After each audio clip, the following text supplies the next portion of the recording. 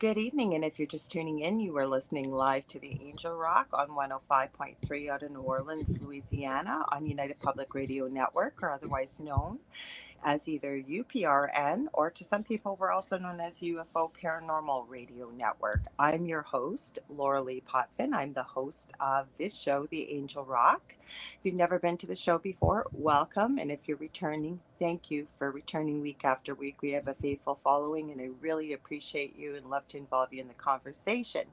Now, we were supposed to have two guests this evening. I'm going to explain that in a minute. But I do want to tell you a little bit about my show. I cover all aspects, I say, of the esoteric, the paranormal, and with some truth seeking thrown in there, always ending on a positive note. We have great guests on here, and I feature people from all walks of life through what they're doing, either extracurricularly or professionally. They're making a positive change for humanity. A little bit about myself. I am a Canadian clairvoyant medium, a crystal Reiki energy healer, Akashic Records practitioner, and spiritual teacher and mentor, as well as a registered nurse.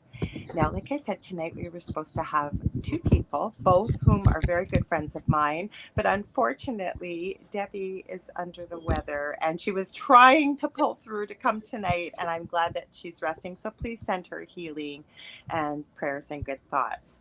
But we have her other half tonight. I'll read you his bio first. He's been on the show before. We just wanted to have both of them together. We haven't done that, but we will do that in the future, I promise. So I'm going to start the way he's written. It's very creative. He said, would you like to learn how to eliminate persistent aches, pains, fears, phobias, and debilitating emotions such as anger, confusion, depression, that stuck feeling, etc.? No medication, no prescriptions, no surgeries, and no ongoing therapy involved. Just your past life memories. So, my guest this evening is Chris Lee, a fellow Canadian clinical hypnotherapist specializing in his method of past life regression therapy, and he's going to explain how to learn his system. Chris realized through the years that he enjoyed helping people, first in sales and then 8 years as a policeman. Then the opportunity to be a hypnotherapist came along 29 years ago. He generally tours doing his talk called Life in the Past Lane, so far over 225 times in 6 countries. This is to explain what he does, how he does it, and the benefits of this method. And I'm a huge proponent of this method. Chris has written 4 books in a series called Life in the Past Lane, with 2 more coming. For 7 years, he's been training small groups of people who want to learn to do what he does. That's also on my bucket list. Lately, he does one-on-one training online using Skype. He developed his highly successful system over the past 28 years, and this is not done by past life readings. His system eliminates persistent aches, pains, fears, phobias, and debilitating emotions such as anger, confusion, depression, that stuck feeling, etc. He does this with a 1.5 to 2 hour one-on-one session using Skype, unless you happen to stop in his office in Mexico. Welcome, Chris. I'm so glad to have you here. Thank you, Lorilei. The guy sounds pretty interesting. Yeah, you wrote it. I got my computer on my laptop here. Hey, Dave. Dave, I saw your message. I didn't get a chance to answer it. So thanks so much for being here. Dave's one of our regular viewers, and he's been a guest on the show as well. He's an astrologer and a biologist, too. So he's pretty Hi. interesting. Hmm. Can you see me at all? I look kind of dark. A little bit. We'll have to ask the audience. Dave, can you see Chris? He's a pretty handsome guy, so you should see your face. Can you turn on the light, maybe, Chris? Oh, I tried. Will you give me a moment? I'll go Yeah, get go another ahead. light. Yeah, go ahead. I can chit chat while you're doing that. Oops, got a little bit of wiggling around. Sorry about the audio, guys, if you're listening. I do want to remind you, too. Oh, he really had to undo his headphones. There we go. Come on over to UPRN, or UFO Paranormal Radio Network's Facebook page and YouTube channels. Tonight we are streaming on UFO Paranormal Radio on YouTube, and we're also on our secondary channel, UFO Gods and Extraterrestrials. I'm also streaming on my Facebook and oops, sorry guys for the audio. G'day, Michelle over in Australia. You're up. Nice to see you. Hugs. Thanks, Dave, for the feedback. He tried. Still a bit dark. Wait. I think he's got a light. Yeah, he's got a light. Anyways, come on over to those pages, because if you want to join in the conversation like Dave and Michelle are, and we'd love to have you be part of it, head over there, because otherwise I can't see the comments on the other pages. So are you plugged back in, Chris? Yeah, is that any better? Sort of. Dave said you're kind of dark. Well, you guys will just have to go to his page, I guess, to see what he looks like. He'll be our mystery guest this evening. That's all we can do. Sort of, kind of. There you go. You can kind of see you. Oh, it's a spotlight. That's all you Okay. got. Is it dark in Mexico already? No, the sun goes down in about an hour and 20 minutes, about 5:20. Yeah, because you're in Mountain Standard Time. Yeah, that's right. So Okay, here where I am, in almost smack dab the middle of Canada, and Chris and Debbie have actually been through Thunder Bay. I know they have, but not when we knew each other. Too bad, because if they ever come back again, we're not letting you guys get away without getting together with you. okay. So we've got Texas here in the chat with Dave, and we've got Michelle over in Australia. So welcome. So we kind of changed things on a dime up here, guys. So let's talk about this, Chris, because you do things a little differently with past life regression. So what is this for people? Because I talk in my readings and I do quite a bit of healing work. And that is one of the things I definitely suggest to people. You at the top of the list, I do. I recommend you always to people. But why is it effective and what is it? Okay. Actually, so somebody's on from Australia. Okay. Michelle, my birthday twin almost. I did a couple tours there, and because we spent a few summers there, winters to us a few years ago, and it's quite the country. Okay. But what it's all about is, yes, we're in Mexico now. We have found it a little nicer and quieter. And like I said, it was cool today. It's only 24, I think, or 25. Oh, geez, sure, rub it in. Well, Michelle's probably got it pretty warm over in Australia, and Texas doesn't get too cold. Mind you, one year they did with that ice storm. Yeah. No, it's usually not too bad at all. Yeah, we're in Mazatlan. It's on the west coast, about 3 hours north of Puerto Vallarta. Mm-hmm. So it's a nice tourist town, tourist It's city. beautiful. 600,000 people, so it's nice here. So, but we just rent. What it is that we're in Ontario, but we packed up Leamington near Windsor, Ontario. Mm-hmm. So now, far as tours go, yes, I was using my bio that mentioned I did tours. Now, I don't really do them much anymore because of that pandemic. Nasty thing we can't talk about, but you got to tell people, because we got people listening from all walks of life, not just in the field that we work in, you and I and Debbie. What is past life regression, and why does it work? What is it? Okay, thought you'd never ask. Okay, what it's about? First of all, I took clinical hypnotherapist training back in 1993, way back. And the thing is that I wasn't sure about past lives because of the religion I was subjected to when I was younger, but I got over it. So I was very open-minded. Now, in the training, because about half the world believes in past life and obviously half don't, a lot of the schools in North America that teach hypnotherapy don't do anything about past life because a higher percentage North America don't believe in it. So think of the logic. If you're running a school and you want to get as many students as possible, you're not going to mention something that majority of the people don't really believe in, or a lot of them don't. So there wasn't any past life regression taught, but we did have an example done. The teacher said about halfway through the course, does anybody want to see a past life regression demonstration? So all of our hands went up. Now we had about 25 in our class. It was fair size. Right. And then he said, who wants to volunteer? So 25 hands came down. Yeah, of course. But it wasn't from fears because everybody wanted to watch it, because not knowing what it's about, we thought that you wouldn't remember anything, which is contrary to what happened. True. But one of the girls volunteered. We sort of went, you go. So Hugo went up.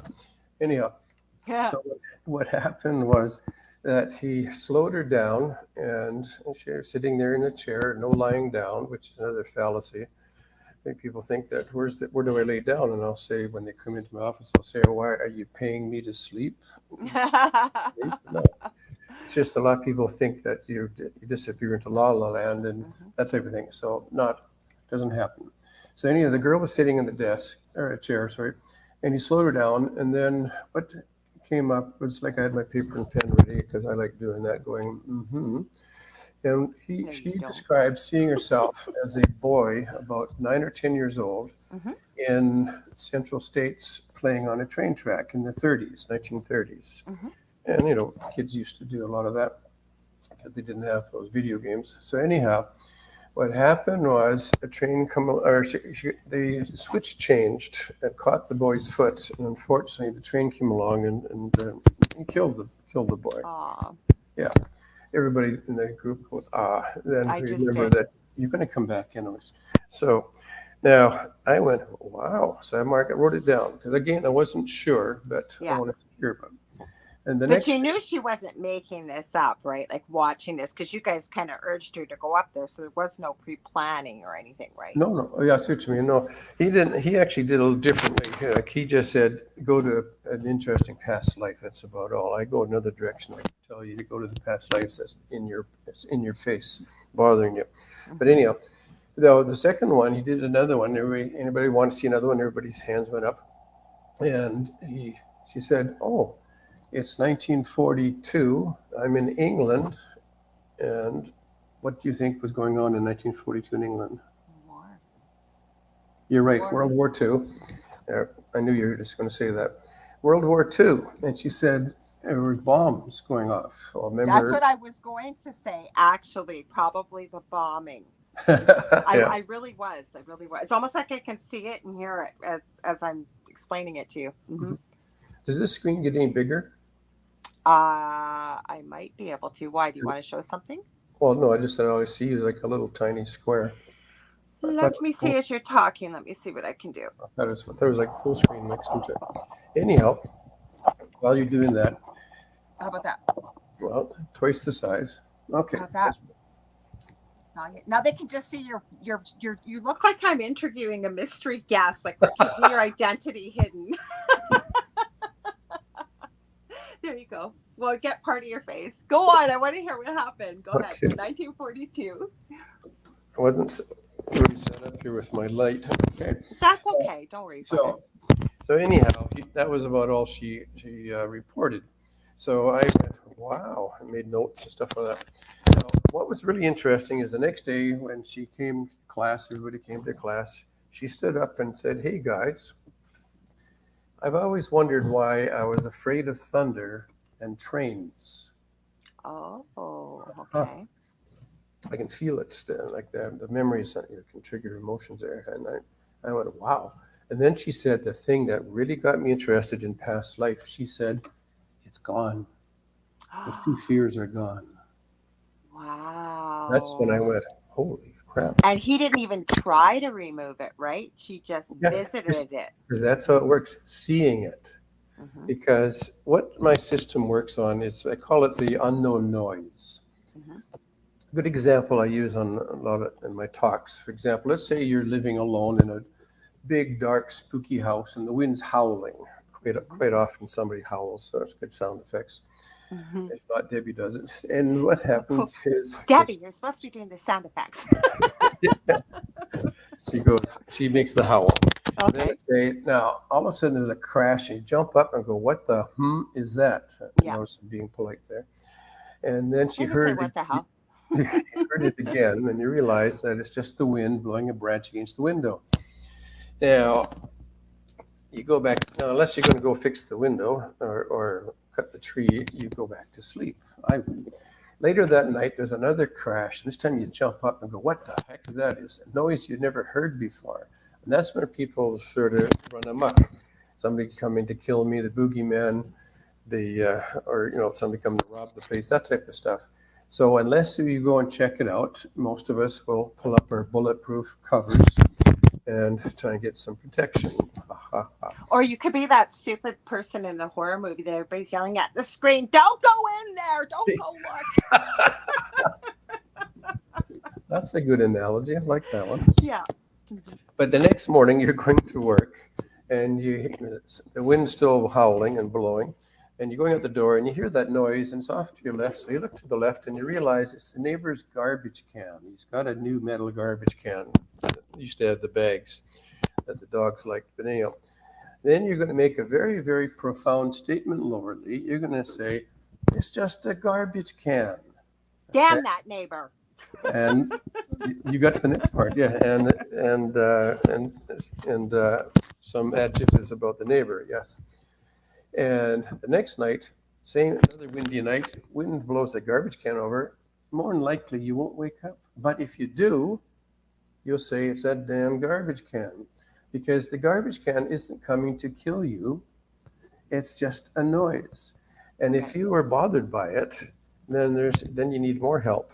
But anyhow, Yeah. it's, you know that it's what it is. So that's why I Right. call mine the noise. Her seeing that she was playing on train track and also during the bombing, it's all it took is to see it. There's no magic. You don't say now let it go or poof or none of that. It's seeing it and letting it go, because we get bothered by stuff we don't know what it is. And past lives will still bother you. There's different things, we'll get into that continually, because we don't know where it came from, because most of the time a lot of people don't believe in it, or you don't know how to get to it. Why do we carry it forward from past lives is a question I know a lot of people ask. Sorry? Why do we carry things from past lives forward into present time, for example? See, A lot of people ask that. you are psychic, because I was just going to that. Sorry. Okay. Well, the only thing that you do sort of see a lot of about past life is if you have reoccurring bad dreams. I add bad because nobody has reoccurring nice dreams. Mhm. But it just, those are past lives that you're stuck in the subconscious. Now, let me just back up a pinch now. Okay. Your mind is made up of two parts, obviously conscious and subconscious. Mhm. The conscious part is not very big. It's about not 5%. So you can, I'm sure, mathematically figure out the balance. 95% is the subconscious. Subconscious is just a storage. It holds everything. Everything. I can Yeah. take people back, and I have done with a few people, to watching themselves being born. Didn't you tell me one time on a show, this has always stuck with me, I found it so fascinating. You've done a few lives where people remember when the earth was created, like being part of the wind and part of the atmosphere and stuff? No, Maybe it wasn't you. I've had one other person that told me this. I thought maybe it was you. But I remember they told me that. Like I was positive it was you. It was on my old network. I'm positive because it was they were, maybe it wasn't, but somebody told me this. They've had some that's cases. something I'll check out though. Okay. Like good new suggestions. Now, There what you go. happens is that, as you know, we're just flesh and blood. Yes, we are energy. Energy doesn't die; it continues. You've heard of lots of stories of people, kids, especially under age 8, remembering other lives and other parents and stuff like that. Because what happens is your conscious, subconscious are together when you're born. Mhm. They separate around the age 7 or 8. That's when Okay. reasoning comes in. That's when parents start, teaching kids the stuff that they were taught, which doesn't mean it's correct. But anyhow, what happened I is agree. is that also up to about 7 or 8, kids often have imaginary friends, that type of thing. But it's I work quite a bit with that with people uh, because I think it bears a lot of investigation on a parent's part to find out exactly what's behind all that. yeah, Mhm. around 7 or 8 that they start to disbelieve it, where their parents tell them it's not there. It's ridiculous. Yep. And all kinds of things. Oh yeah, I always tell parents, don't say it's not there. Just ask them, describe them. Did they Yeah. bury treasure somewhere? Hmm. I And then, just did a reading. I would never give away personal information, but somebody yeah, shared with me. Now, not quite past lives, so they did remember stuff back from their infancy, and actually, they did share some past lives. They think they remember, and I said, if you think they are, more than likely they are, especially when you describe them in detail, and who you were and what. But they also could see auras, which is our energy fields as children, and what happened to them. And I said, we can't blame your parent for this. Your parent at that time, well, you can't at that time, right? This person is within our age group. Parents, that wasn't something normal you would have a conversation about. So they kept saying to their parent, why does that person have all like those rainbows and colors? And their dad, it was a dad, and the dad, they said, looked at them like they were strange. And then so a child can interpret a strange look, right? yeah, So, hmm. yeah. Hmm. That's very interesting. But where was I saying? Yeah. So yeah, parents should ask the kids to describe the person and get more details. And again, if they happen to bury treasure somewhere, maybe they could go and dig it up somewhere. There you go. But I actually followed something about that. It was actually happened in England, and when we were in England. I tried looking up where this place was that this guy had hidden stuff in the walls, but it was now a shopping mall. So Oh, darn. I had a feeling it wasn't going to be there anymore. I bet it wasn't. Now, here's how this works. We are energy. We have a soul group. I'm sure you've heard of that word. Yes, I have. And I always, sometimes I sign my book. Not all soul groups are from Motown. Yeah. Okay. So anyhow, what it is that we have a group. Okay. How big it is, there's a range. I don't tell people what it is. It's not very big because when we go in a session to the soul group, I don't want to give them the power of suggestion of how big it might be. But whatever size your group is, that's what it's always been. Now, apparently, they're being made all the time. So when you hear about old souls and new souls, it isn't like they're all made at the same time and some aren't right.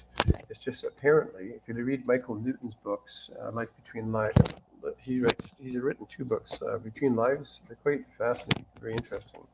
Now, apparently, they're being made all the time. You get signed, here's your group, away you go and mature.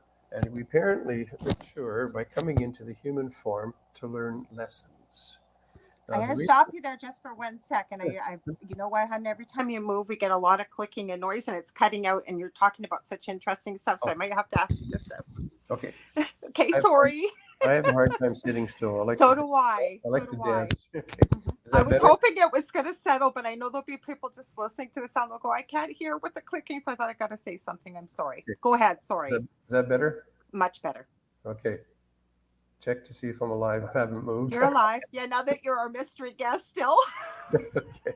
I'm sorry about that. That's okay. Okay. What's on your picture's on there. Advertising, yes. Yeah. So anyhow, what happened is that we learn why we come into the human form to learn lessons is because energy does not feel aches and pains.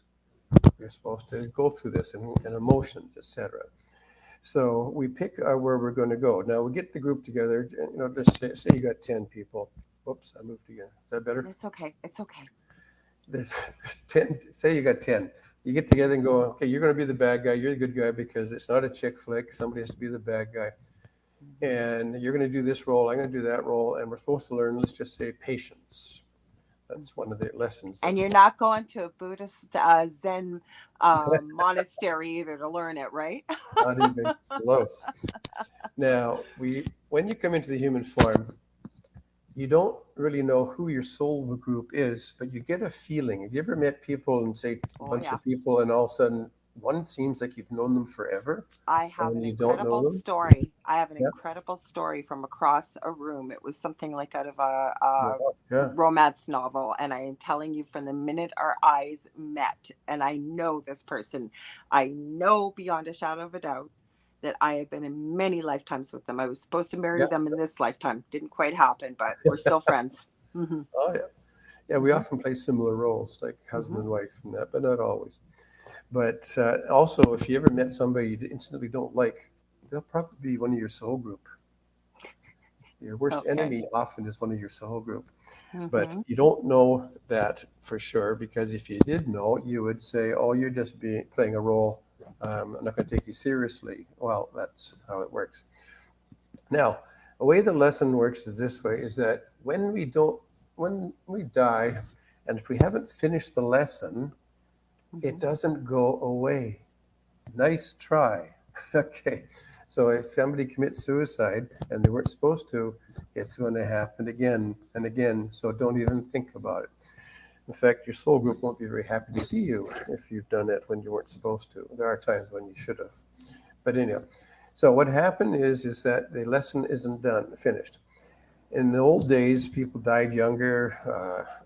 People got, their head cut off for stealing a loaf of bread, all kinds of stuff. So we didn't really have long time to try and finish the lesson. Now, what happened then is that basically the injury or ache or what occurred when you just finished that life. Your subconscious stores everything, as I told you. If you've had 1,000 past lives, which I've come across, every second's in there. We could go to every one of them if we got a year or two to go through them, but we don't. We just go to the ones that are in your face, sort of thing. So what happened is that, like, for example, there's a thing I sort of nickname turtleneck syndrome. You probably met people that can't wear something around their neck or have people touch their Yep. neck. Yep. That's because either they got hung, beheaded, or strangled. And that means that that life was finished and obviously wasn't finished with. So your subconscious is there to help you try and finish the lessons. It brings them up. But if you don't have a clue where it came from, that's why we can't take care of it. And when you come into the human form again for the next time, you've got a new lesson to learn. You don't come in just to finish that one again. You always get a new one, but you get other ones that you try to finish off. Well, good luck on that one. Sometimes they get in the way. So one thing I have found very quickly is that I cannot tell anybody or find for anybody what their current life lesson is. I tried that twice. The first time the woman said, it was like a steel door slammed right in front of her face, and that she'd already seen 3 lives, so I knew it wasn't not working. And then I tried one more about a week later, and the woman said, my guide is standing beside me. And I looked around, I don't see these things. And he said, no. Then I got a brain fart. I said, I bet he doesn't mind me getting rid of the junk that prevents you from doing your life lesson. And she said something that gave me a tear. She said, he did a thumbs up. So I realized what it is. Can't help you with your current life, but stuff that's in the way. And a good example of something in your way, let's say, for example, now, fears and phobias, my book number 2, I've dealt with 141 different fears and phobias. A lot of them are ones of. The top 4, a little quiz here, the top 4 fears in the world, what do you think they are? Heights, drowning, fear, Yep. success, and I forget the 4th one because I remembered these well, Chris. I really I have had sessions with Chris. You guys know I just had a recent one. Wasn't a past life regression, but we got one hell of a lot of information, didn't we, Chris? You did good. You got 3 out of 4. The 4th one is confinement. Oh, right, close Claustrophobia. spaces. Yeah, claustrophobia. Now, let's say, for example, you have in this life fear of heights. And the ones that it really bothers are people that if you mention heights, they get butterflies and that kind of stuff. That's a little bit over the top. Whereas some just, like, I have respect for heights, but I don't, panic over them. Me too. Now, what happened is, let's say your life lesson in this life was to save a family that lives on a mountain. You're not going to do it because you got a fear of heights. So therefore, that fear you dragged in from a life you didn't finish is interfering with your current life lesson. And you're going to have to do it over and over and over again. One lady, she was supposed to learn patience. And one thing I in the session, as you recall, I talk to you continually because I don't see any of this stuff. I'm not psychic. I don't see any of this stuff. And if I did, I wouldn't tell you anyways, because you have to see it. Remember, you have to see the garbage can, not me tell you it's a garbage can. So what happened was I went off on a tangent. What was I talking about? Oh, if you don't get to see the garbage can, I have to see it if you're doing the session. But I had a couple questions. So finish what you were going to say, Chris, because we do have some questions and comments. Okay, no, go for the questions. I'm trying to make sure. I went on a tangent. I'm going to give a comment and then I'm going to read the question.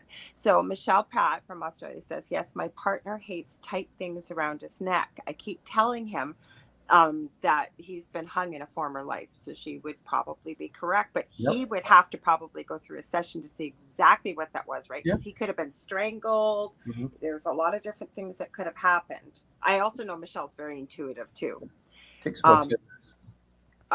Okay, so she says, I'm very curious about changing timelines and dimensions and past lives. Now, do these all intersect in your opinion, Chris, or are they all sort of separate entities?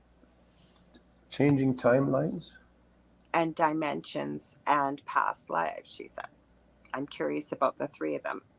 And if you don't think they do or you're not sure, that's fine to say too. I'm not sure about that. Again, And people ask me heavy questions in my talks. And my favorite answer is, I don't know, but I know how to fix you. Yeah, but you know what? So, I will tell you right now, from the people I know here that are here, people appreciate honesty. So it's better to just say, I don't know. mhm. I haven't seen it, hasn't come up. So, you know what I wanted to ask you about tonight? Because I was thinking about I had to change directions because poor Debbie. And remember, if you're just joining us, Debbie was supposed to be here, Chris's wife, but she's very sick. So please send her healing energy and prayers and good thoughts. And Chris, you sound like you're getting a little hoarse. I hope you're not getting this too. Oh, no, no. No? What it was is I forgot to bring some water here. What Debbie's got is she's got a cracked rib. She I fell. know. Yeah. Hmm. And just that she's got a slight cold and she sneezes a lot and coughs a lot. And Oh. that hurts the ribs. So Mhm. she's just taking it easy. I don't diagnose, but being a nurse, and Debbie's a close friend of mine, so I've sent her all kinds of information today. Nothing to overwhelm, but just hopefully so she'll be feeling better. But I wanted to ask you, because I don't know about you, but I am seeing a lot of this in the news, and I think it has to do with the time that we're in right now. But truth seems to be rising to the surface, as I believe it always does. There's been a lot of big unsolved cases with murder, and seems to be a lot of like serial killer type things coming out in the United States.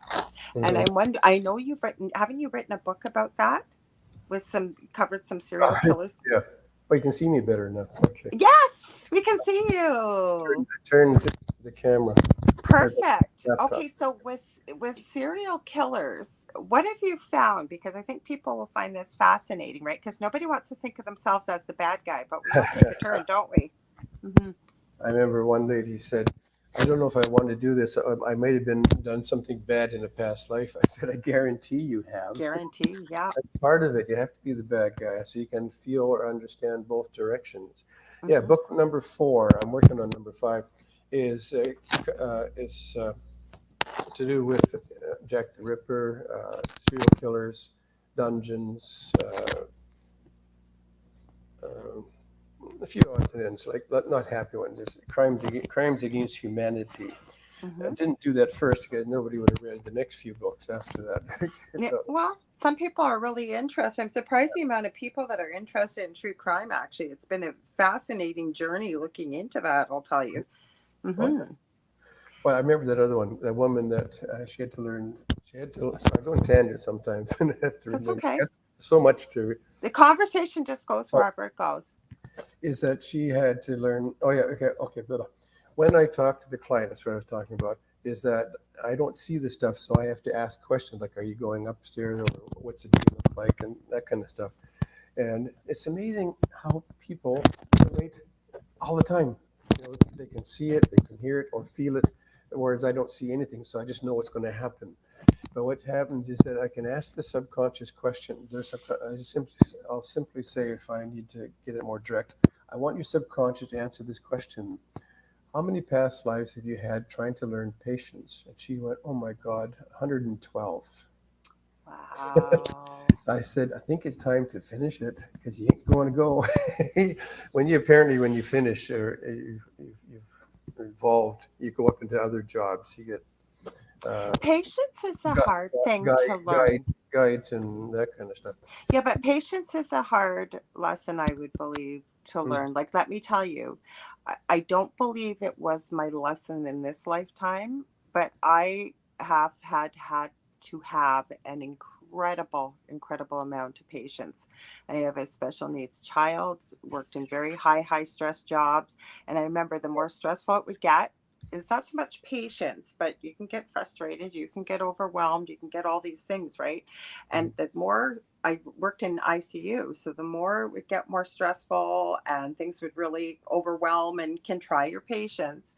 People would say to me, how are you getting so calm? And I'd say, I have no idea, but I don't feel that way on the outside or on the inside, but on the outside, it would come out that way. It was really strange. A lot of it's your experience from other lives. I think so. Bring, like people that they say, oh, so and so's got natural talent. Mozart was playing a piano by 2 or 3. Yes. it wasn't because he was intelligent. I guarantee you, he played a piano in many other past lives. You're relearning to ride the bicycle.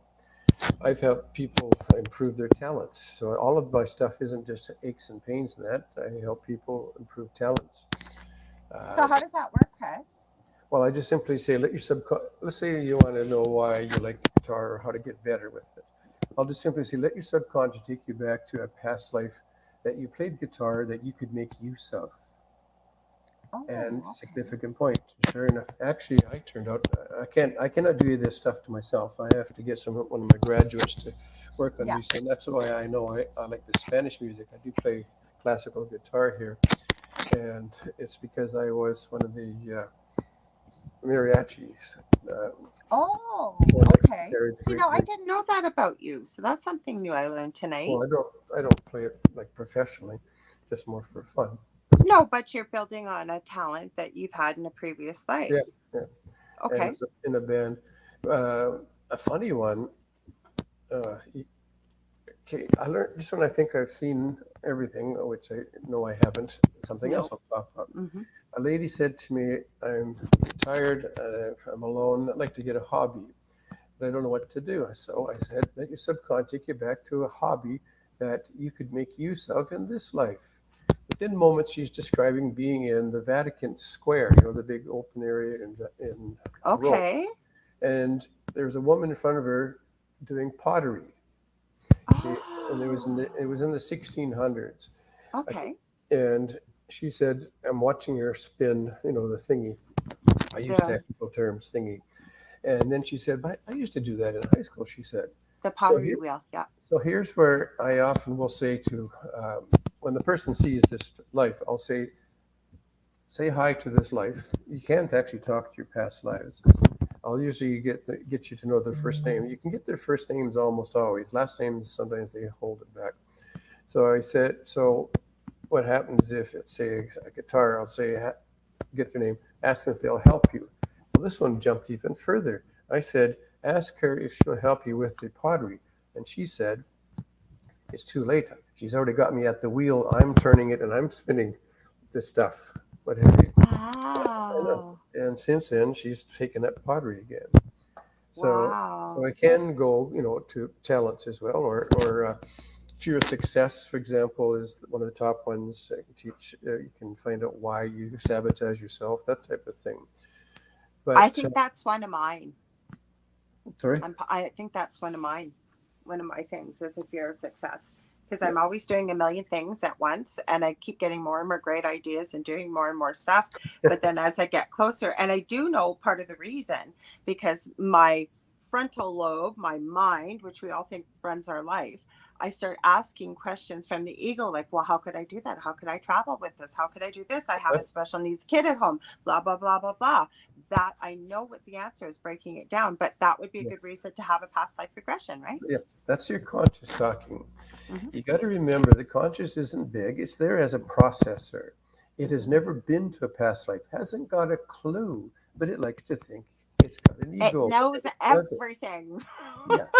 So that's why when I have people slow down, we drop most of the conscious and get it out of there. We do have some conscious, so you know what you're doing and how you can drop or eliminate your concerns, the bad ones. But what happened is just stop asking questions. It was never there. But the reason why with success being in I think it was the third one, the third busiest fear and phobia, is because you were killed in a past life for being in higher authority or you had money and they didn't have I CS. needed that reminder because Yes. as you're saying this, little bits and Remember. pieces are, yeah, and it's all, I'm getting goosebumps. Holy crap. And it's not cold in here. It's all coming together Yeah, because, and see, you guys, I'm sharing personal stuff here about me. I don't always share, there's some personal stuff, that's but that okay. is exactly all the pieces are all falling into place as you're saying this. Sure. Because they didn't have CSI back in the old days, so people got away with killing you. And your subconscious says, don't get too. There's a fella, one good example. This one guy, he had a small store, but he would play the stock market. And he was actually working his way up to, he was now worth about $1 million in shares and stocks and that. Then he started making the stupidest decisions and started losing it. So he wanted to know what the heck was going on. So sure enough, he had been a businessman and was robbed and killed because he was too successful. So roughly what happens is the subconscious says, Ah, don't get too successful. Somebody will kill kill you. you. It doesn't quite happen that way anymore, but your subconscious doesn't care what year this is. So that's where it comes from. So we Ah, that. sabotage it. We often sabotage ourselves to prevent getting What too about mixed up. addictions, Chris, for people? Because we see a lot of that Yeah. addictions. So what happens? Why is it so common that you're seeing? Like, why is this happening? Because it wasn't finished in the past life. Hmm. There's lots of addictions, not just cigarettes. There's drugs, there's alcohol, Alcohol, uh, gambling. abusiveness, that type of. It's just you haven't finished the lesson, and it's not going to go away because we cannot do this on our own. As I said, I can't do this to myself. I found out now why I don't like cottage cheese because, especially, it's mostly the look of it. Okay, it was something to do with Africa and the tribe, and we made a concoction that was sort of tribal and looked like that, and somebody, another tribe that didn't like us had slipped some poison in it. Oh, So that's okay. why I don't like cottage cheese at the look of it. How So about eggs? So I guess somebody must have poisoned eggs. I can't even smell them. My mother loved eggs apparently. When she was pregnant with me, she said if she even smelt one, she'd be violently ill. And I said that was because it was me down there yanking on the umbilical cord saying, "Don't send that crap down here." yeah, very fun. It's true. Eres gracioso. That's Spanish for you're funny. It's true. Michelle says hers is coffee. Yeah. And Oh yeah. lot like I was just Anybody that can't stand certain things, I can guarantee you, roughly 100%, that it's something from a past life. You don't get born with like a dislike for, like you said, the eggs. Mhm. It's carried through. It's all, and again, the whole thing is not knowing how to get to it. It doesn't go away. You And I know get what people people, oh go ahead, Chris, sorry. I get people that say, "Well, I've got diabetes, but it runs in the family." And I said, "You picked that family." And they Mhm. said, "What do you mean?" It meant that you were supposed to learn how to handle it, or that whatever pain came from it. So when we come into the human form, we actually pick our parents Mhm. and most of the people around us. I get people say, "Oh, I wouldn't pick my parents." I said, "Well, if you were to learn to be abused and your parents that you just got born into were the happy couple again, you'd be waiting to another one Mhm. abusive." It's just that in people that have a family that runs in the family, it just means they've got a weak gene that causes cancer. So they jump into that one so they can get it easier so that Mhm. they can learn to handle it. So That makes cancers and stuff. sense. That Sorry? makes that makes that okay, that makes sense having that genetic component, but you jump in. I got it. Okay. Michelle, there's another similar. Never mind, we're almost birthday twins. We both do resin. You hate eggs too. There you go. She said, I figured I was egged in a former life. You Like I don't never like know. avocados, and there's lots of them here. I Hmm. can eat them. It's just mushy. I Yeah. like I like what do you call them? Mine, Jicama? no, Oh, that's a good question. pineapples and melons and stuff. There, yeah, but Another good question. What about being a black sheep of the family? What have you found anything with that? With as again, is it just like a protagonist within the family to push certain buttons to help others achieve their goals, or what have you found? that could happen. Keep in mind that when you got a family, they've all come from different lines of past lives, so that's why they're not all in sync. They've all got different experiences that get in the way, or but there are actually situations when we come into the human form. We doesn't happen very often, but we come in with no lesson to learn. Is to help others from our soul group. You see, in the soul group, when you go out to learn lessons, only some of you go out maybe and you learn more than some of the ones that didn't. So your job is to, with your group, is to help bring them all up together. So what happens is sometimes you have to come back into a past life with them to help them with certain things. A good Okay. example is like a child being born and dies within, weeks, months, or whatever. People say, well, what's the lesson for that child? Nothing. Hmm. It's for the grieving parents. I actually saw recently a parent who had miscarried many, many times. Mhm. And then they finally had a successful pregnancy and they had a little boy that was 3. And she actually shared this in one of my groups that he kept saying exactly what you said. I picked you and daddy as my parents. But then he said, and this time I decided to stay. And she said, "What did you mean, sweetheart?" And he said, "I was scared to come. Many times I was going to come. And then I changed my mind." That I'm not doing it justice, but basically, and I believe she was being truthful, and I believe this is what the child was trying to say was that was the reason for these miscarriages, that Mhm. finally he built up the courage to continue on with a lifetime here. Yeah, that makes Mhm. sense. Mhm. Seen that, yes. Mhm. It's fascinating. Basically, what it is that when people come in, I have them fill in the questionnaire with the shopping list Yes. of their stuff, like you do. And Mine was really long. We didn't work on it all. We needed a few sessions. I didn't do the other. Well, I've done a few. I think I've done at least one with you, if not more. But like I said, the hypnosis session was very cool too because it kind of went back in time.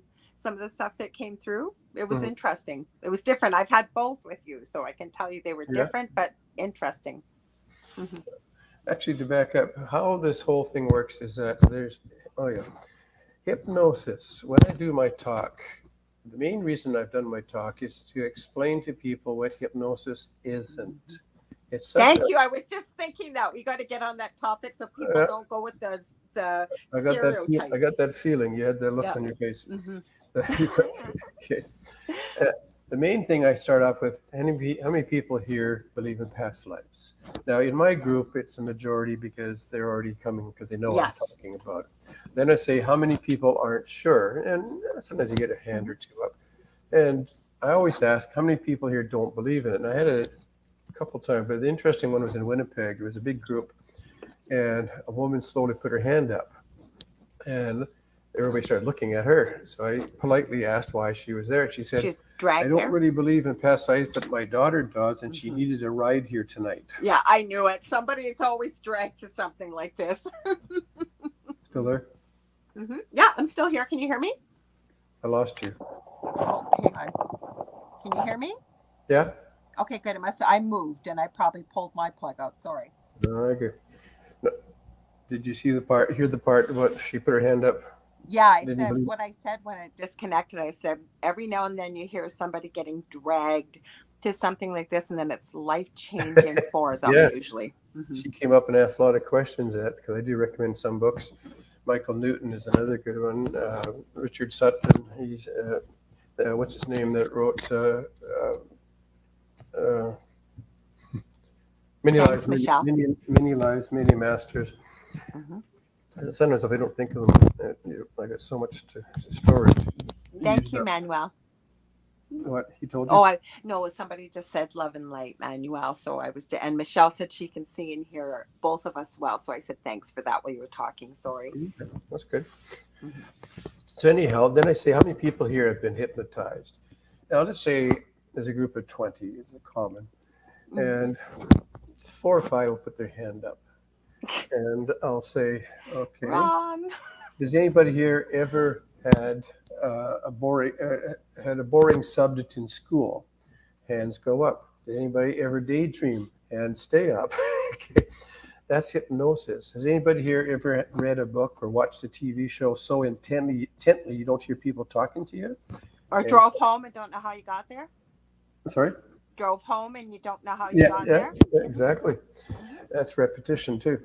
Hmm. What happened, I says, has anybody ever slept in the last 24 hours? And hands, of course, go up. I says, Hmm. that's all hypnosis. So how many people here have been hypnotized? Everybody's got to put their hand up.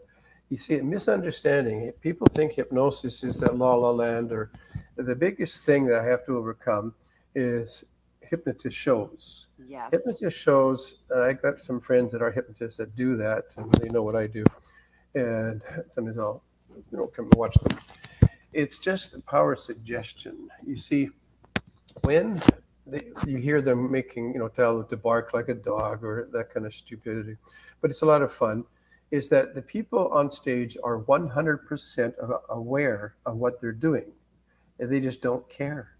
You Mhm. see, about 10% of the world are what's called somnambulistic. Took me a year to Mhm. pronounce that. I'll What see. it means is they're already hypnotized. They don't care. You've met people, those they don't mind being stupid or acting silly, or they're not embarrassed. That's I the didn't believe you. Now, this was on my old network when I first had you on. I never said it to you, mhm. but I always kept that in my mind because it was very astounding the first time you had said this to me. Because what I love about you, Chris, is you had offered for me to try try it myself with you, because I think it's important as a host to experience Mhm. what you're talking about, right? Yeah. And at first, when you said that, I never said anything, but it really stuck with me. And over the years, with all the research and stuff I've done, I agree with you 100%. Yeah. Mm-hmm. You think, and when you actually are regressed, slowed down, you Mm-hmm. actually are about the age of 7 or 8. How hard is, or less? How hard is it for somebody that age to act silly on stage? Not at But all. here, but here's the biggest clincher. If you really watch the production and live, so you can watch Mm-hmm. the sidelines during the show, he always tries to get lots up. And during the show, you'll notice that he will send people off every once in a while. You'll say thank you, thanks for coming, goodbye. It's because they're not moving now. They're not acting silly. And the reason for that is because kids can get bored.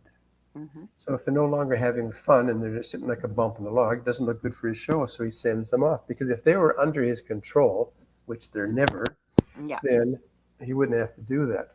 There is no loss of control whatsoever because nobody forces you to daydream. Nobody forces you to ignore people when you're single focus concentration on a TV show. Nobody forces you to go to sleep, especially if they tell you relax. Well, no, no, nice Do you try. know why I doubted it in the beginning? And I'm going to Nope. be really honest, not that I would lie, is because I had been to a few of these shows, and the people I was with, a couple of them had been up on stage and I knew them very well. And Mhm. I'd never seen them ever, ever act that way. But like I said, over the years, having experienced some of this myself, never mind reading, learning, speaking with many different types of people that do hypnotherapy, not always the same as yourself, I everybody said the same thing. And I started to really pay attention to it. And when you pay attention to it and you're cognizant of it, you realize you are 100% right. You're a smooth talker there, Lorilei. It's true. I know. If you get somebody that say they don't remember what I did on stage, it's mainly because they're going to be embarrassed remembering what they do. So your subconscious, which has the ability of creating amnesia, which happens to people that have witnessed accident or somebody being murdered that can't remember anything, because to narrow it down, I remind people your subconscious will never show you anything that it feels you can't handle. True. So that's why when people come to see me, and now unfortunately there is current life situations that I get is when they've been abused in current life. Oh, Now, basically, what it is there's about 3 levels. Some know they did, but they can't remember who. Some do, and some are, maybe, but they want to take care of it. Now, nobody comes to see me when they're 10, 2 years after it happened. They come when they're 40 or 50, and luckily, the people that usually involved with them are, dead, so they mhm. can't go and cause I too much. have a situation like that. Sorry. I have a situation myself like that as about a 4 or 5 year old. And Mm-hmm. it came up in the strangest of ways through somebody I know that is extremely, extremely intuitive. And they kept saying that, and this person was tough as nails. And they owned a store. They knew my voice just walking in. It hadn't been in 5 years. And they were about closing. They closed it. And then they started just sobbing after we were talking for a bit, and I said, "What's wrong?" And they kept saying, "There's something really, this horrible sadness around you." And they were giving me more and more information, and I kept thinking, "What are you talking about?" And then as I went into meditation and stuff, and even now, I mean, I'm 57, I'm getting flashes of it. But the reason how I confirmed it, I have a relative that's a couple of years older than me that was like my big brother. He knew what happened. He knew what happened. He didn't tell me everything, but he knew. He confirmed that, yeah. And it's pretty bad. Pretty bad. It wasn't a murder, but Yeah. as my 4 or 5 year old self, apparently I took it as that, something that bad. Yeah. Mhm. Can also be misunderstanding. No, 'Cause- this happened to me, and yeah, I was blamed for it yeah, by another adult. We'll leave it at that. As a small child, that should not happen to small no, children. no. Hmm. Hmm. I don't know, like, but I take it a bit further when they have been. Then I take it further and said, let your subconscious show you why this happened in this life. Yes, and let's go there, Chris, because I think what a lot of people are afraid of is going back there, that you're going to feel and experience everything No, like it happened. That's no, not what happens, is no, it? no, Even your death, if you witness a death in a past life. nothing. It's like watching television, except you're not like. I do have a box of Kleenex in my on my desk and Hmm. tears, but a lot of times they're happy tears. Hmm. But whatever. But no, like I'm going sub tangents here. Backing up, why did this happen? And sure enough, it'll be a past life. Same person, often switched roles. I'm so glad you said that. Yeah. Okay. And sometimes it's the same, it's not switch roles, but just something you didn't finish. So once they see that, it's not like it's a little bit late to have not happen this life, but then you know that it's not going to happen in another life because you've now dealt with it, sort of thing. Hmm. So, so that one isn't to do with current life directly at first, but then after we find who did it and what have you, then why did it happen? Because we like to know why. But no, just to finish on, like for example, people with a fear of heights. You mention heights to them, and they get butterflies. And when they go to see themselves in that life being pushed off a cliff, there is no butterflies, there is no fear. It doesn't happen. The only emotion that really usually happens is, that's all it was. I can let Relief. it go. That's the feeling of relief. No, there's no fear, or you see yourself being punched in the face. You don't always feel like, no, it doesn't. Why? I don't know, remember? But I know how to fix it. It doesn't happen. But there's nothing, because again, the subconscious wouldn't show you it if you couldn't handle it. Hmm. But it does disappear. Again, it's amazing what effect. When I work in a session, the first session does take a bit longer because I have to teach you how to slow yourself down, et cetera, et cetera. Second session, I can just do it this, and you can return back to where you were last time after I asked you permission. I always ask you permission if I may work That's what with you. happened. Yeah, I remember that now from when we just did the hypnosis session that we did. Yeah, you didn't take, because we had done it before. Yeah, And plus, I also worked with hypnosis. When I was a teenager, I was going for surgery and I couldn't take a lot of pain medication. So I worked with a doctor with quite a bit of hypnosis. So it's pretty easy, same as even meditation. Not that it's yeah, quite the same, but once exactly. you do it, your body Medi- remembers and everything Meditation remembers. is hypnosis. Okay. I've had people say in meditation in the group they saw themselves riding on a horse with armor and whatever. So they're seeing that, but that's not taking care of any problem. That's just like, oh, there's a nice cute one. So like, again, I go the other direction. You see the ones that are in your face. So, but there's a lot of things. Again, you got your talents. You've got a number of things. But the thing I find interesting is that when I slow a person down, it's a couple of simple methods, and there's no swinging a stupid watch. Where they get this crap is way beyond me. Your eyes have to be open to see a watch, and how do you relax when your eyes are open? You don't. Mhm. And that's also why you can sit in a chair, because you're totally aware. You will remember everything. That's something I forgot to mention. I get people say, "Well, oh, I had one lady, actually had a couple of times, people say, you don't mind if I record it?" And I say, yes, I do mind. And they got that look on their, why? And I said to her, why do you want to record it? She says, I want to remember what I said. I said, aren't you staying? Are you going somewhere? You're going to be here. Your memory's even better because it's all single focus. You remember everything. And also, it's a healing modality. If your ache or pain disappears, which it will, does it matter what year it was? So like, and you're not going to go and play this for your friends for amusement, because a lot of people Mhm. don't want people to know. Just what if I was a bad guy? That type of thing. But it's only for you. But I want to tell Yeah, you something that I've had people try and tell me. Um, it might have been, it wasn't with you, it was somebody else. I didn't have a past life regression. but I think I was planning on a hypnosis session. Whatever it was, I had two people say to me, and they knew what this was. One of them themselves that claims they're able to do this. I believe they probably are. I've never worked with them. You better be very careful during that. How well do you know this practitioner? There's many things they could slip into this session. Well, and they use the word that you hate, under, while you were under. I know you hate that word because Because it right what implies you're under somebody's control and you're Mhm. not. I know, but You're in. that's why I brought this up.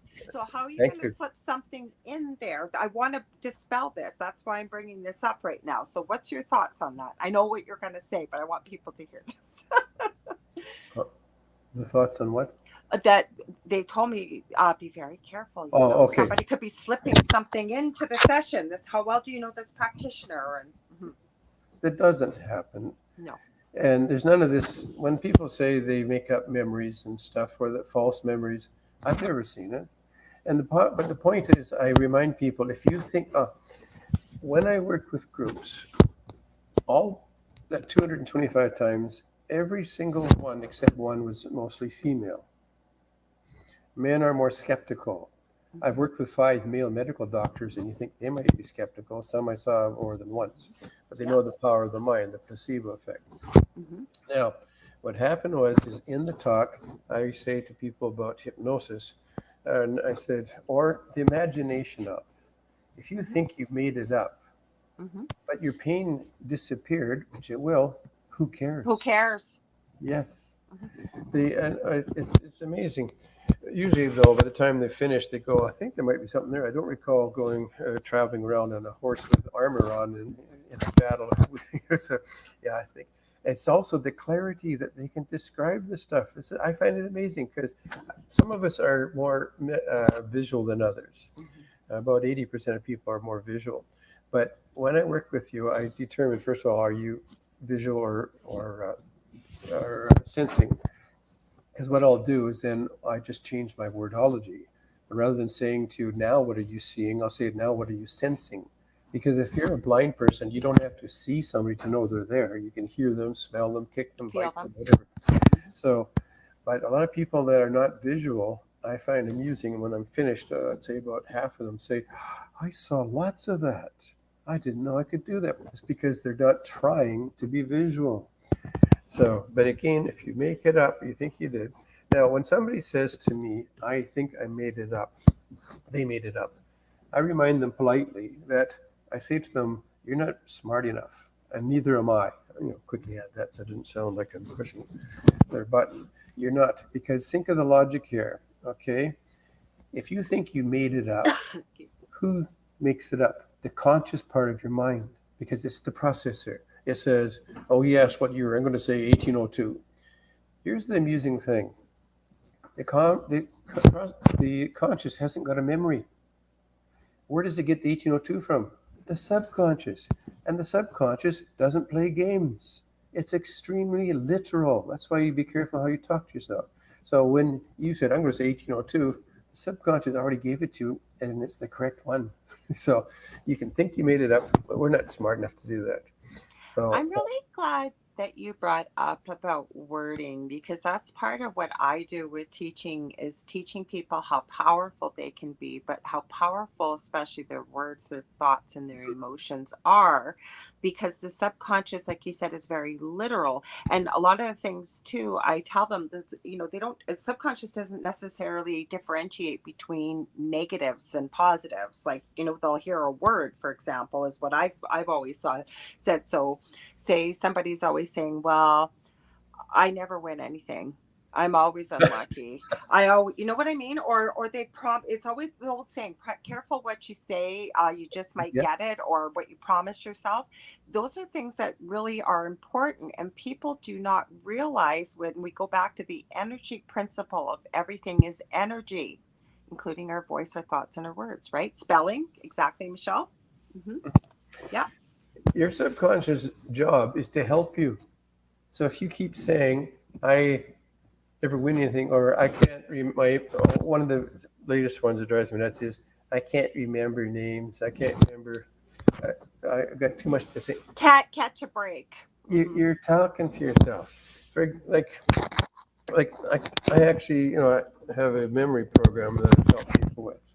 The first thing to remember about memory is that your subconscious stores everything, every single session, every single thing you've done. You can access it. One of the things is that Greg Braden, I'm sure Yeah, you've heard. I know who Greg is. Yeah. I like his affirmations. One of them that's helped me a lot is you say already healed. Always say it like it's already happened. Your subconscious has to have heard it like, oh, it's already happened. I better hurry up and catch up and make sure. That's where I was going with that. Sorry, was like it doesn't know the difference between time or Yeah, anything like that. So like it's already happened. yeah. If it's already happened or you're thinking about it Just happening, you it just doesn't say it know. like it has. It Yeah. has to make it right. Mm-hmm. Like I had one of my one of the doctors. He said he helped remember his dreams from what I said, or what he had learned from that. Is that when you go to sleep at night, say in the morning, I remember my dreams. Don't say I want to or I hope to or I think I will, because the subconscious will say when. If you say I remember my dreams, it has to do it because you already believe in it. Mm-hmm. That helped within. Now we can reprogram our mind over a period of about 3 or 4 weeks. Mm-hmm. So that's why. So don't expect saying that I remember my dreams to instantly happen. But within those 3 or 4 weeks, you're going to find a big improvement. Now, one of the things is memory. We're born with a perfect memory. Mm-hmm. But we hear things like, oh, as you get older, you're going to forget. You can't remember everything. All these stupid things.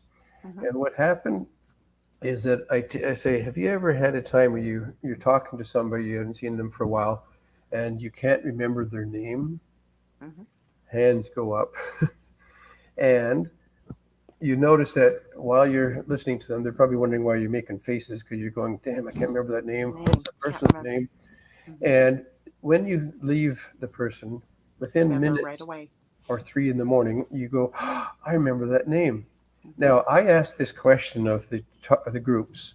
I'll say, why do you think that happens? To date, nobody's got the answer correct.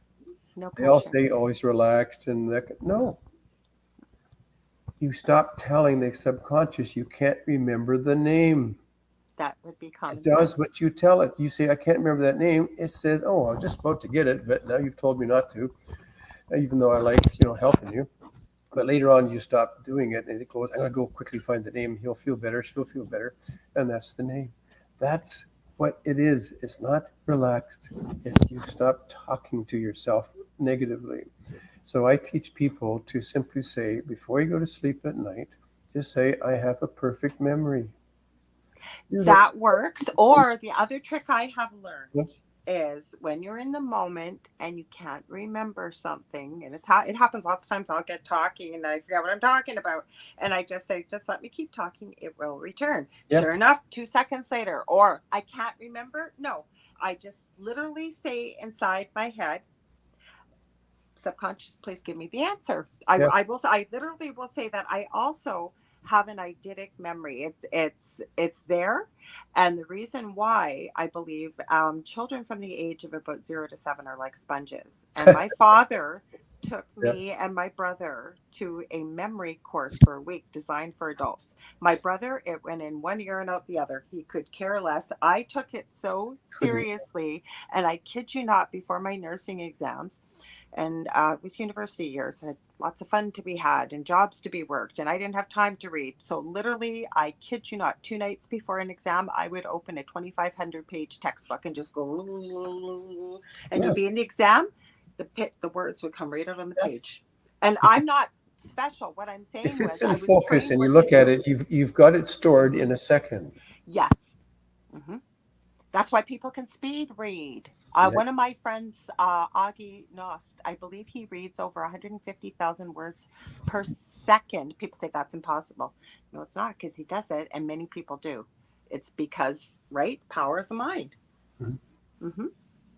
Yep. That's like I turned out that I've been an English teacher in a couple of past lives. 'Cause I have a hard. I'm not surprised knowing you. I help. I have to bite my tongue about how people use expressions that drive me nuts. I'm But just about to burst out laughing because it's true, people. when the waitress says, "Would you like some more coffee?" and people say, "No, I'm good," Mhm. she doesn't care about your morals. She wants to know if you want more coffee. Stop saying, "Oh no, I'm good.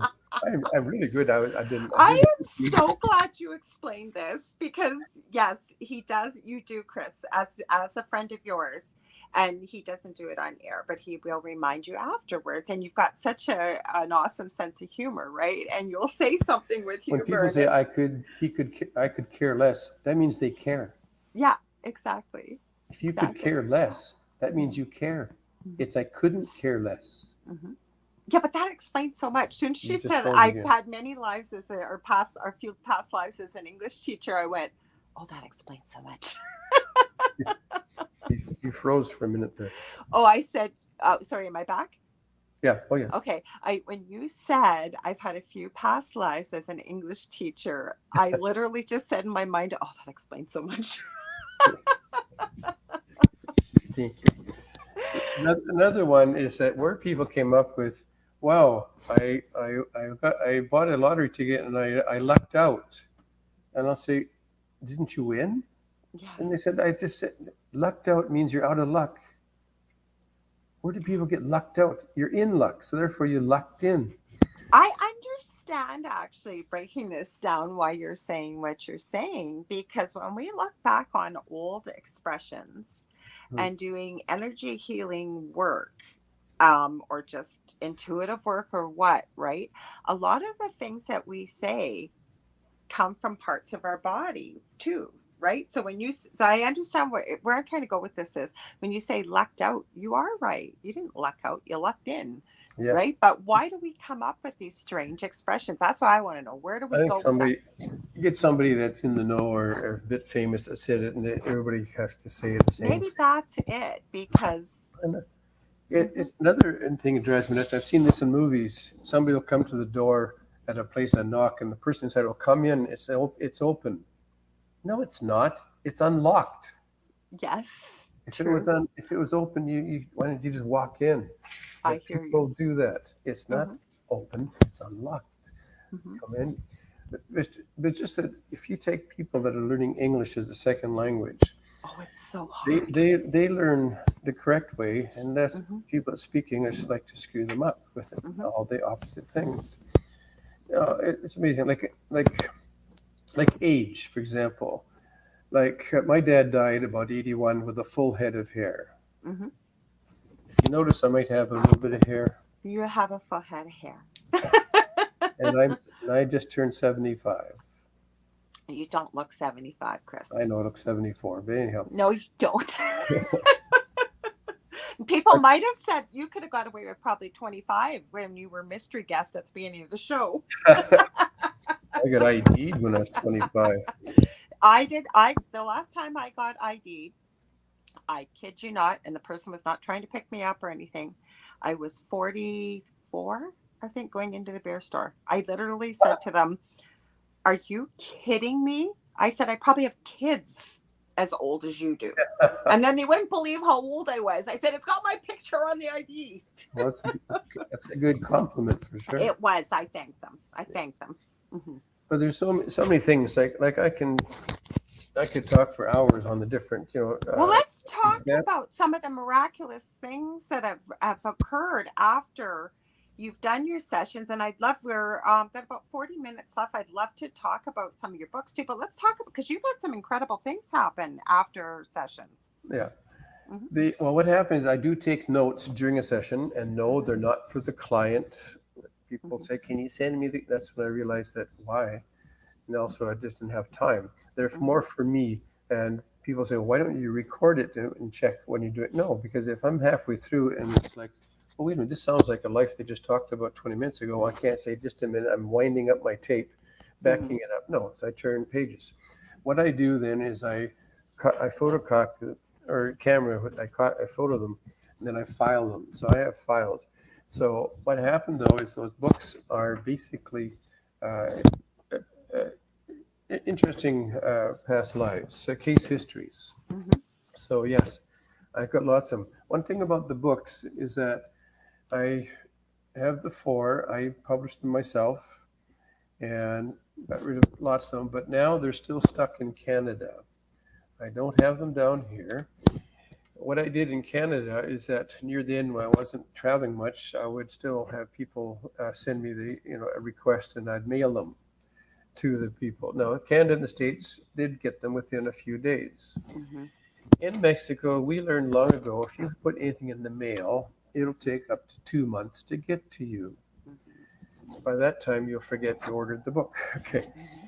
but and if you sent it by like Purex or that type of method, you can do it. But it's going to cost me about $15. Mm-hmm. Well, I think people don't want to start paying that much money for a book. So what I did finally do about 2 years ago, I now have them online Oh, awesome. as a download. Audio. So if anybody wants them, and they're a lot cheaper because first of all, I didn't have to print them and mail them, and so I have been selling them that way. Not tons, but that way. So that you can mention to your clients, just email me at clpastlife.wrap. Yeah, Wrap I up. always at the end of the show make sure people know, as well as I put a banner out, Chris, and both you and Debbie's contact info. I didn't change it because poor Debbie tried to stay hang in there as long as she could, and then she just said, and I said to her, no, I even before she typed it, I said it'll just be Chris and I go to bed. So, Another time we'll do two of them. I mhm, do the mhm. both, but there's so many things Yeah, but like you've had some like didn't you you talked about one time on one of my shows, a lady who had rheumatoid arthritis, and then after the session you said I think something to do something like Rice Krispies after. okay, that's a good one. Good Hmm. example. First of all, okay, aches and pains and rheumatoid and arthritis and all these things, they're they're past life. Just to go aside one, Grand Prairie, Alberta, a lady came in for a session and she said, "I got a pain in my shoulder, but that's not past life. It was a car accident." Oh, Well, good. I'm glad you're talking about this. yeah, Okay. you can think of it as the logic. It happened in this life. And I said, "How long ago was that?" And she said, "About a year and a half ago." And I said, "Hey, is it still hurting you?" And she said, "Yeah." "Are you doing anything about it?" She said, "For the last 5 months, I've been going to physiotherapy." And I said, Hmm. "Hmm, how far up, how much movement do you have?" And she went like this. If I get it in the camera, Hmm. she right at her left arm, she brought it up to about that, like parallel to the ground, but she was just shaking. And I said, "That's 5 months of physiotherapy." "Yes." Now, the human body actually can mend a broken bone in 5 weeks. We are very good at healing. It's just that when we trigger an ache or pain memory, that comes in and hangs on to it. Sometimes it wasn't going to pop up but you triggered it. Hmm. So I said, let's add this to your list because a lot of people forget to put stuff on their list because they think they're stuck with it. No, you're not. Hmm. Sure enough, in a nutshell, she was a soldier in armor on a horse in a battle, and somebody threw from the ground speared her as a hymn. And I don't lead and say, "Is it the left shoulder?" I'll just say, "Where did this spear hurt the guy?" She said, "In my shoulder." "Which one?" And she said, "The left one." Now, when I go to these things, when people say where the ache or pain is, it's always 100% of where they're feeling it. It's not like they get it in the shoulder, but they feel it in their knee. Get it, get it. Hmm. It doesn't happen. So I said, "You saw where it came from now?" She said, "Yes." I said, "Move your arm." And she, eyes closed, she went straight up, Hmm. straight up. And the look on her face, eyes are closed, but it's like, wow, you could see. I said, "Yes, that's because you let it go. Your subconscious controls your body. When you cut yourself, do you think your conscious heals it? No, it doesn't have the, like on board, let it go. But your subconscious heals, affects you. So what happened is that when it holds the ache or pain you triggered, it's very good at this. But once you saw it, it means you still have to finish the lesson from that life, but you don't have to put up with the ache or pain from it. That's what I do. Now, backing up to arthritis. Arthritis is not a disease. It's a condition from a past life. She came in, this lady, she was in her 50s. Oh, stuff here. She came in her 50s, and for about the last 6 years, her hands, they've been gnarled. With arthritis in your fingers and hands, your joints will swell up. It's only because you're inhibiting the flow of normality, and she could hardly move them. And it wasn't on her list. So I said, let's add that to your list. She said, well, if you think you can. I said, let your subconscious now take you back to why you have the condition with your hands. I don't give it titles. I don't say aches or pains. I don't say arthritis. I'll say the condition or concern. Because you're giving it a title, it reinforces that title. So she said, oh, I'm in a dungeon. And I knew within seconds what was probably going to happen, but I never say that. Because I have found when I did say it a couple of times, it was never the right one. So I don't say anything. Yeah. The people that, everybody's been in dungeons, unless you're just, only been in one life before. But anyhow, what happened was the people that work in them, the guards and that, they're not hired because they're pardon me, counselors. They're hired because they like hurting people. Often they torture people because the people that put them in there need some information. So they're good at torturing. Sometimes they just do it for something to do. So she was a female in a dungeon. A guard was smashing her hands with a hammer. And I went, okay, that sounds familiar. I've seen that one before, but I don't say any further. I said, okay, now, you see where it came from? She goes, yes. Is that this life? She goes, no. Move your hands now. She moved her hands, and it was like a Rice Krispie commercial. Snap, crackle, and pop, because the bones are going back into joint. I'll explain that in a moment. But anyhow, it went on for about 15, 20 seconds, and slowly it stopped, and she started having free motion. And I used an example or a method with my clients. On a scale of 0 to 10, 10 is the pain you have, 0 is gone. What number are you down to now? And she said 2. That's about normal. It'll go to 0 over the next couple of days, because sometimes the muscles have just been held so long, it still have to loosen them. But the main pain was gone. That's all it was. Okay, and the bones cracking is because when the subconscious is showing you the pain or duplicating the pain from that past life, it tightens muscles up, but sometimes it's not strong enough, so it puts bones out of joint to make it hurt as bad. So that's why that cracking. I've had many people with lower back pain, which is a very common one. Sure enough, there's so many things for that one. But this one guy, I said, see, he told me what happened. Again, don't remember that one exactly. I think he fell off a horse in a past life, and he landed on a rock on his back, yes, lower back. And I said, now you see where it came from. Move your back around.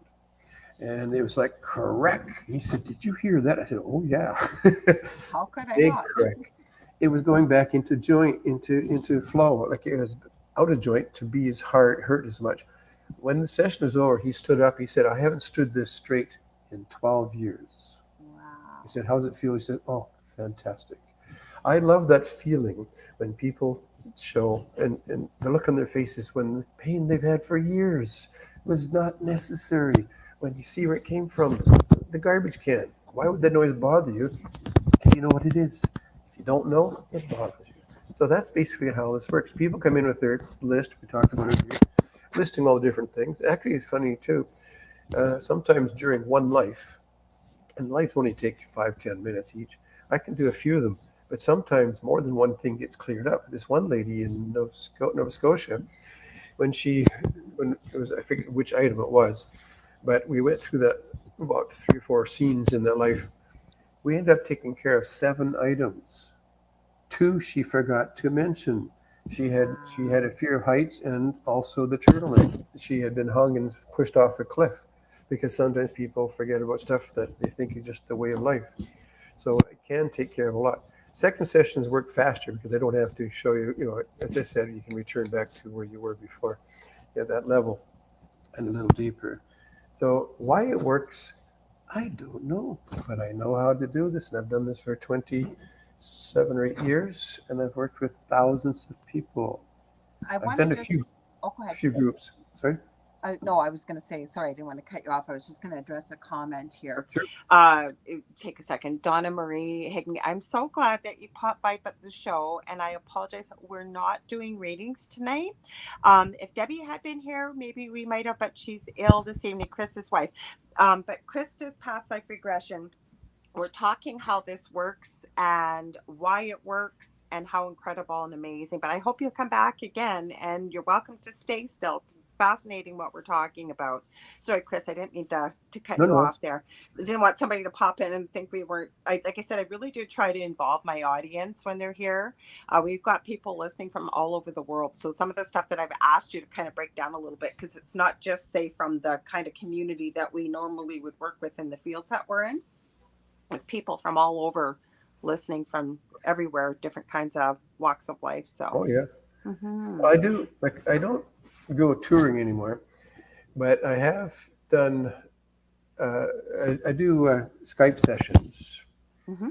one-on-one, and they work. Yes. The only thing is I can't put the coin in their hand from this distance, but you know what Well, I'm but I'm going to tell talking you about. something. You did that with me for my first session, and it didn't work well for me. And you recognize that. I didn't have to say anything to you, but I noticed as of late, and I never said this to you, we didn't use the coin, and it, we were able to start almost immediately for me. So, but the reason I mention that is because it's very unique for, I believe, for every individual in certain ways, like to tweak things. And that's what I wanted to mention, that you were intuitive enough to tweak it very quickly with the first session. Mhm. And I want people to really recognize how important this is. Like I said to you when I think we were off air before we came on, I meet a lot of people that I do healing work with. And, I find, again, the mind is a powerful thing, and how much people believe what they've been told by, say, Yeah. one doctor, one nurse. I'm a nurse. But what I try to say to people is, just because you've been told it can't be done or it's not possible, first of all, that doesn't mean that that person's a be all to the end all. Second of all, why would you not try something like working with someone like yourself before you go for a massive surgery or something? What have you got to lose? I've had people cancel their operations. Hmm. Lady in Australia, no, New Zealand, couldn't bring her arm up more than this, and when she left, she was trying to touch the lights.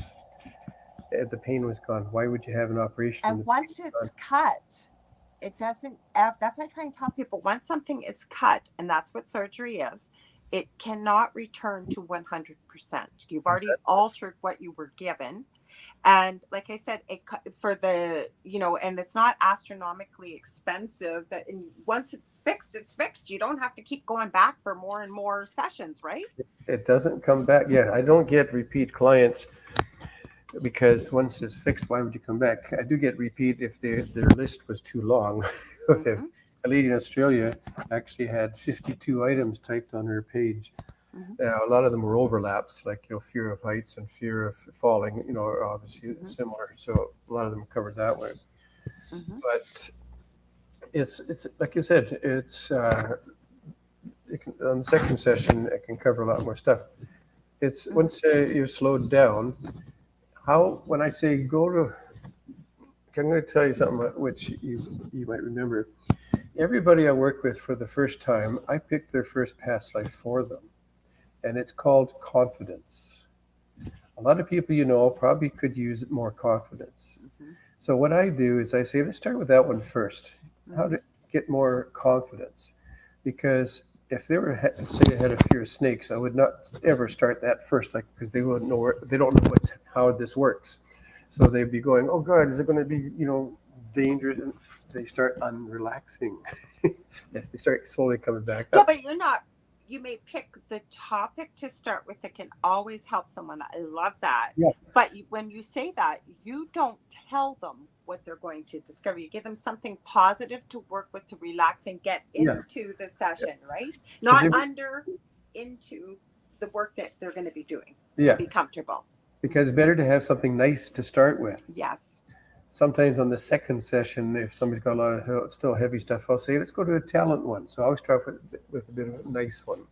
Then they see how it works and that there's no fear, phobia, that kind of stuff, or ache or pains. So Well, it's scary though when you don't know what to expect. And then, like I yeah, told you, I knew what to expect. And I've had people, what they said to me, that, be very careful with who you're working with. They could be slipping something under there. Well, then how much do you know? Like I said, one of them claimed to be doing hypnotherapy. If you know what hypnotherapy is, you know that the person is not asleep or won't remember, or I remember everything. Some of the stuff that we did, and I'm being honest here, with the hypnosis session, it wasn't because I was asleep or so deeply hypnotized. There was just so much information that came through that, um like, you take notes and stuff like that. And Debbie was with you. I know Debbie, I think, I forget, Debbie was a part of it, but there was yeah. information in there. Or actually, maybe we audio recorded it. I forget how we did it, but we took notes, and there was a reason for it, because we were working on something sort of as a group. Not you just were the facilitator, Debbie and another person and I. But the thing is, it's not because I was so deeply hypnotized I can't remember. That's the point I'm trying to make. I had one guy said, "Well, I'll come out. This is in Ontario. I'll come out to your office, but I think I should bring somebody with me just in case I can't get out of it." Oh, I've heard that actually. I I have heard that from people. Yes. So I didn't even do the session with that person. Get out of it. Does somebody make you stop sleeping? Does somebody stop you? Make you? Are you stuck in a daydream? Like how? Again, It is stupid. It that is swinging stupid. watch. Yeah. Oh, I know. See, hypnotherapists do have a challenge that we have to get over. People saying, "Oh, you're going to make me bark like a dog." Oh God, why? Yeah, Oh, I could see why, but you know what? Then you don't. If people aren't willing to be open, like, this is where I go with people with this when I suggest this. You're willing to go have a 12-hour operation and have bars of steel put in your back, for example, on both yeah, sides, when you could go for a session, depending on your problem list, and I'm calling it a problem list, not you, yeah, but yeah. what you're going to list, and then go see somebody that could help you. Why would you not try that? That just, to me, I cannot understand it. I know. Well, Hmm. we get brainwashed with medicine commercials, the billion dollar companies that make drugs, and go see your doctor. Again, I did sessions with and two female doctors too. Hmm. But the reason I mentioned men because men can be more skeptical Hmm. than I women. think men are more logical, whereas I think the reason why we see women that are, majority of women are more open, is because we're more open-minded, because I think we're able to be more emotional, which we are. Yeah, And I think that that's really a big thing about it. It's almost like it's more acceptable for a female to be doing something like this, whereas, like you said, I think with men, you obviously, your brains are hardwired different than us, and it's logic, I think. hmm, Hmm. Hmm. yeah. No, I think it's a great idea. Let's talk about your books, Chris. We got, let's see, it's 7:40 my time, so we got about 10-15 minutes left. So let's talk about your books and what you got coming. Okay. The first one is I picked a series called Life in the Past Lane. I like Take it. off the fast lane.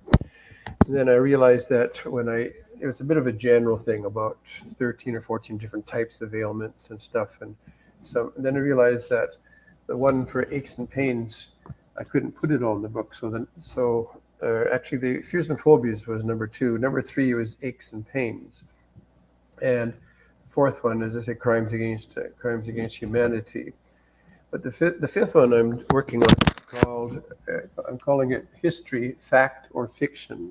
Oh, I'm so glad you're doing that. Because, for example, I've got about 16 people that related being on the Titanic or building it, and the stories they tell are a bit harsher and a bit more blunt than history books would like to tell you.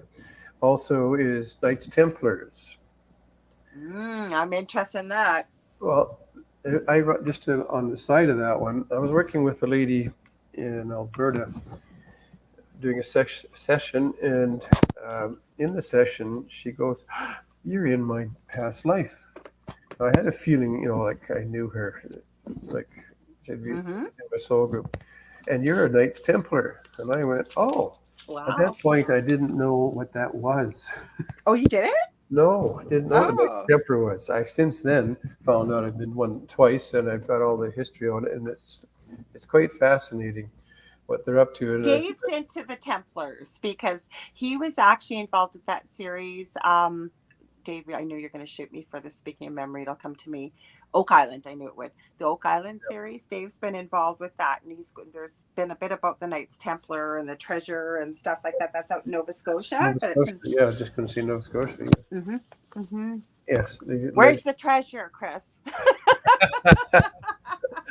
I don't know, but I said that for Dave. That's why, and I'm not making fun of you, Dave. You know I love you, Dave. we'll work on that one. We'll work on that. Okay. The There's also Jesus Christ. He was an actual Oh. person. So Mm-hmm. yes, there's people that they were related to him or saw him, or he was married. Yes, he was. Do you Had know children.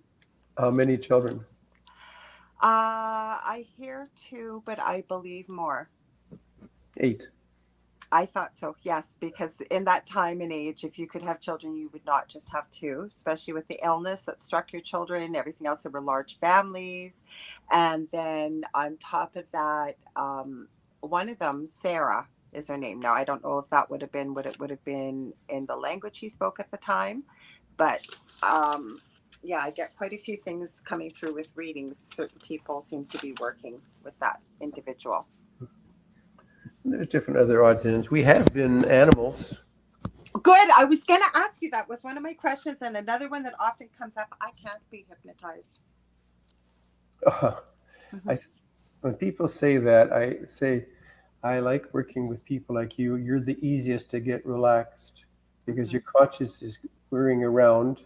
Mm-hmm. They'll say, I think too much stuff. I say, good. Your conscious wants a break. Mm-hmm. So it's easy to work with you.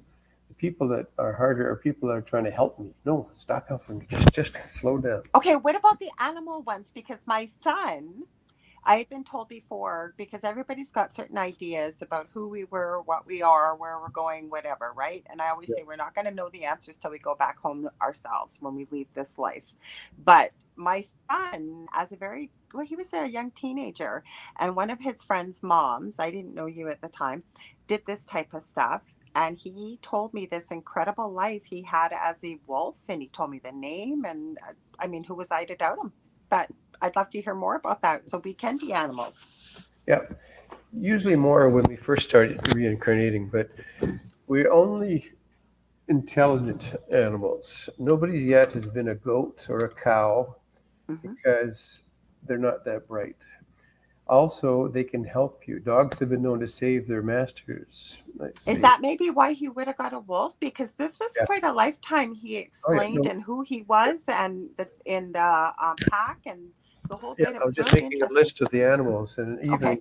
elephants, Hmm. wolves, eagles, dogs, even cats. So we're not possibly a fly or something like possibly the Not that Hindu I've been belief. aware of.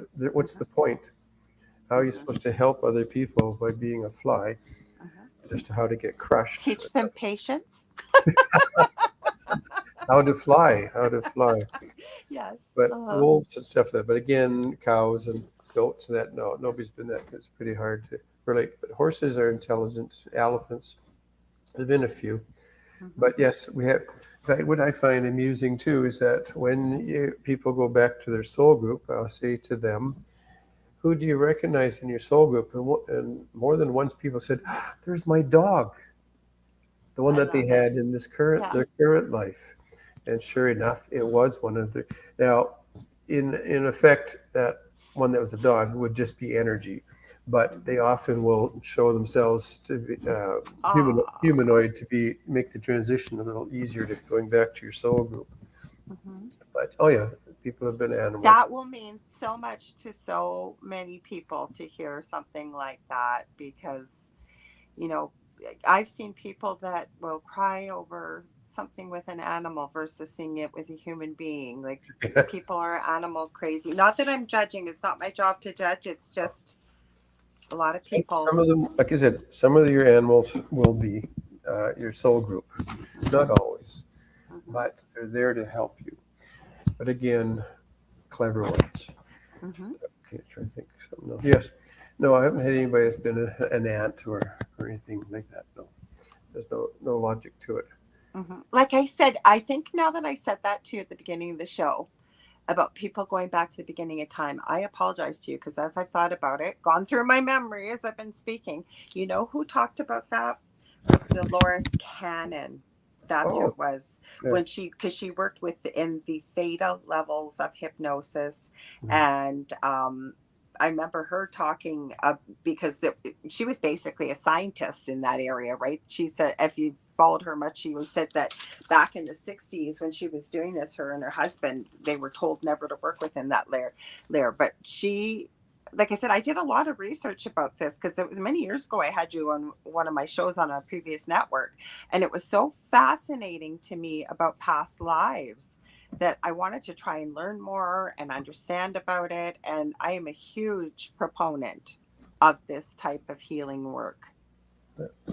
It's so simple. All it is seeing unknown noise, it disappears. How hard is that? Not at all. Just that you can't do it yourself. You see, I have to relax. And if I ask myself questions, which I have to do, I'm not relaxing then. One thing, too, I cannot work with people that English is their second language Okay. unless they can prove, Oh, unless they can prove to me that they're thinking in English. okay. Because, like when people speak to me in Spanish or French, I think and translate. That means I'm thinking. So I did have a couple of Chinese and a couple of French people that I couldn't work with. But so, What about though if you were a different nationality? You would still come through the subconscious in the language that you speak now, I guess, right? yeah, they speak it, whatever language, whatever country they're in. Like if you're a past life, you're in Spain or Italy, you don't speak to me in Spanish or that you speak in English. You know Oh, why I asked? Because I was thinking again with people that were working within the theta levels. I remember one video in particular that really astounded me. Don't get me wrong, I didn't watch hours of Dolores Cannon, but she was talking about some people had gone back. She said that was who it was to the beginning of time. So we'll have to see if that ever comes up for you. Like literally remembering being part of the atmosphere. But yeah, she said there were people that would get so immersed in who they would forget who they were in this lifetime. Like she said, she remembered one time I think she would say just say, "Can you take this pen?" or something to that effect. And the person didn't even know what a pen was because they literally were so immersed. That's yeah, what she had said. yeah. They weren't under. It wasn't anything like that. It just she was working within a different level of the brain waves, if you will, omega or the omega level, right?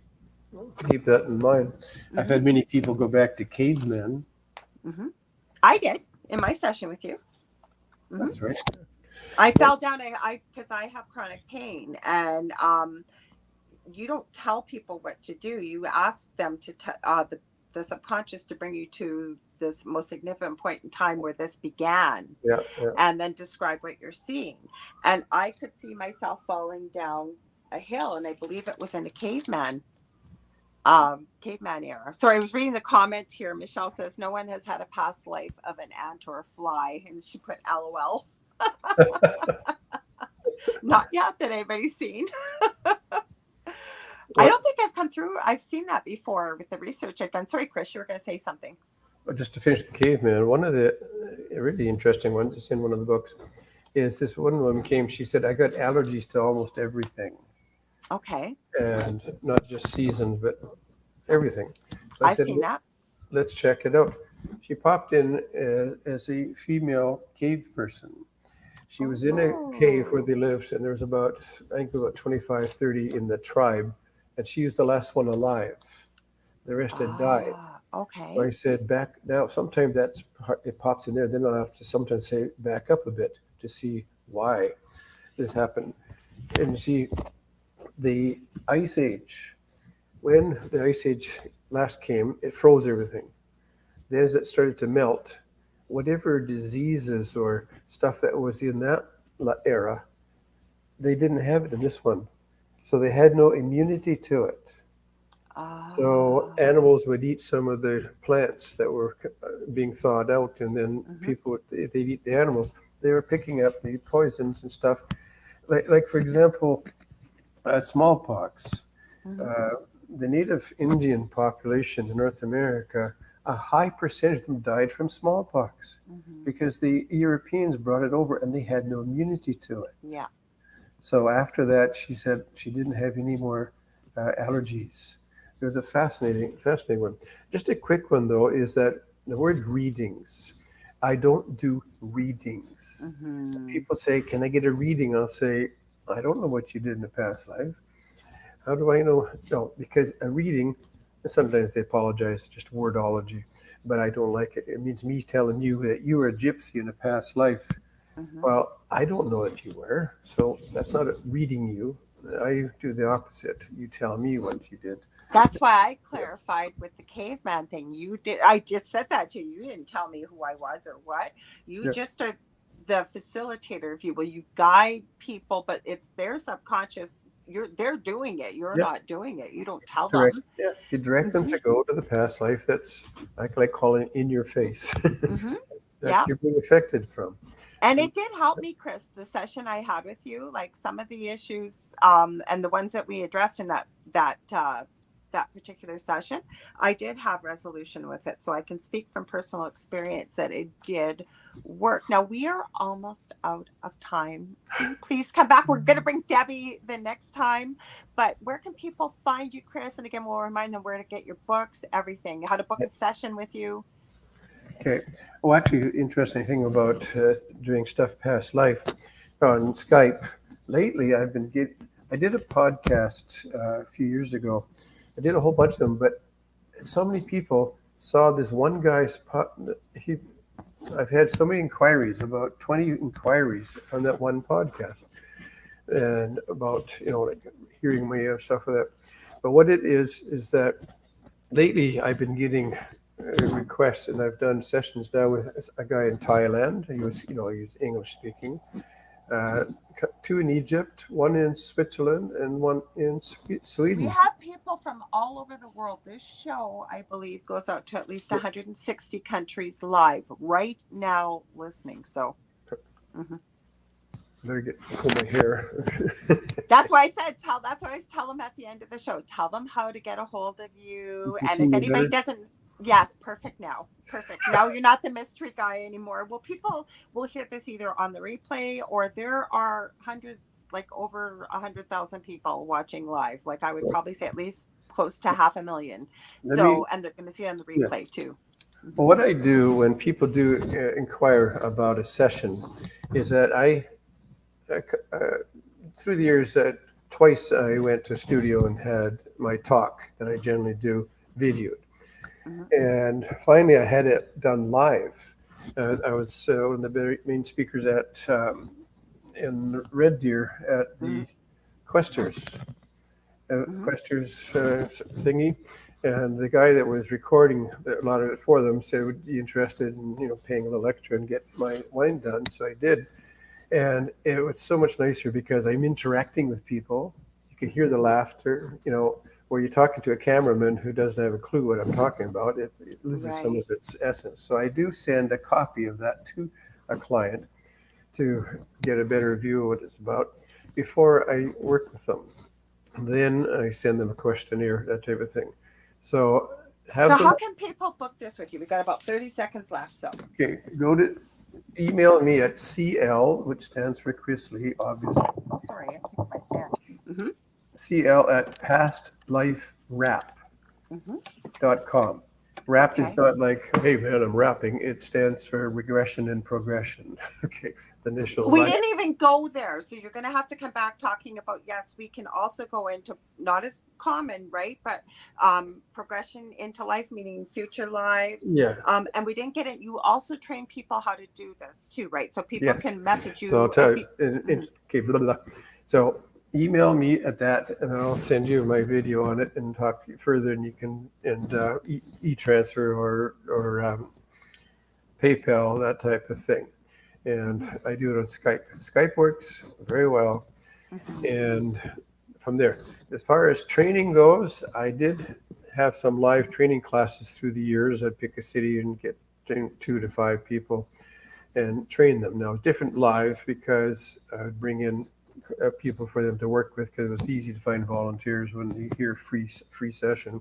Mhm. And but it doesn't quite work well because of that thingy that got in everybody's Yeah, we've face gone now. through. Yes. So Yeah. you do it online now? So, well, yes, I send them a script of Hmm. my thing, and then yes, it's actually 1-on-1. So it's even better than when there's 2 or 3, 4, 5. Right. Still get people say, "How big is your class?" I said it's 1-on-1. Which means me and you. Yeah, and we work on what time is convenient for both of us. There's no Hmm. specific time. There's no schedule. You work and you have to find some of your own volunteers, but there's a bit more to it. But it does work. I've done a few. My favorite one is the one that does help with me about the yogurt or the sour cream or something. That was in California. So, but it does work. Or you can fly down. I did have somebody fly down for vacation and did I trained her here in Oh, Mazalan. cool. That So sounds it's beautiful. I want to possible. thank you so much for being here. Like I said, you have to come back. I hope so because we there were so many things we didn't get to, but I really loved having you on. You had a great conversation with you. Thank you so much for being here, Chris. Oh, my pleasure. Thank you again for hosting me, Lorilei. Well, like I said, Chris is a good friend, and his wife Debbie is one of my close friends. So, like I said, we'll make sure this happens again in the new year. Oh, by the way, belated Happy Thanksgiving to all our American friends out there. Happy Cyber Monday if you celebrate. If you ever want to get a hold of me, you can get a hold of me on Facebook.com/The Angel Rock. If you got a guest suggestion, show idea, you want to book a healing session with me, I do mentoring. I also do clairvoyant mediumship and psychic readings. I also have 2 groups on Facebook. The Angel Rocker Tribe for many of the things we talked about this evening. Also, Paranormal University for all things paranormal. Please join me next week, same time, same space. Next week, I have a guest I had on a few years back, George Lunsford. He's written a new book. He covers cryptids in different parts of North America. And I believe he's also included some serial killers in this new book. So please join me next week. Again, Chris, thank you so much. Much love to you and Debbie, and sending healing and prayers. And I ask all you seeing this, please do so as well, because she's under the weather. She was supposed to join us, but hopefully she'll be on the mend really quick. Anyways, we will see you same time, same space next week. Thanks, everybody. Take care. Much love and light.